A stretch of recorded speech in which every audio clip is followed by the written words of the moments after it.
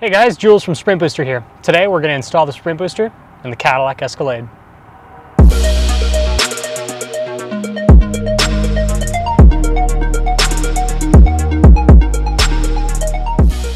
Before you install the Sprint Booster unit into your vehicle, take your keys at least 25 feet away and open the door for no less than 10 minutes. What this is going to allow is the CAN bus, or the computer system in your vehicle, to reset. So this is the gray main retention clip. You release that so that you can press the black retention clip here. Press down, pull out, and it comes right out. As always, installing the controller itself is quite easy. Simply inserting the plug into the back of the Sprint Booster unit until it clicks.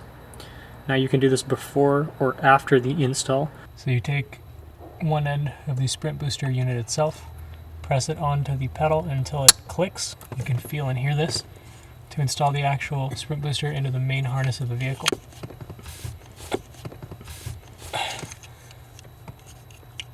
You do the same, but you must pull back the retention clip before pressing it on. You'll feel a click. Then be sure to press the retention clip in so that it retains the unit itself. We've installed the unit and selected Sport Mode Level 5. We can actually remove the controller because the Sprint Booster will retain your selections even if the controller is removed from the car. So guys, we're just about to start the test for Sport Level 5 using the Sprint Booster on this Cadillac Escalade. The car is a Cadillac Escalade, so it's a big car. It's a bit slow, but let's see. Wow, actually, it feels somehow light. This actually makes a Cadillac Escalade feel light, which is pretty impressive. It doesn't feel like I kind of have to wait for the car to do what I tell it to do.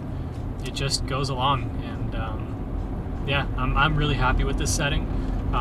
It's really nice that the Sprint Booster lets me actually go through different levels between race and sport, because I actually have a Cadillac myself and I don't want to drive it like one of my sports cars, right?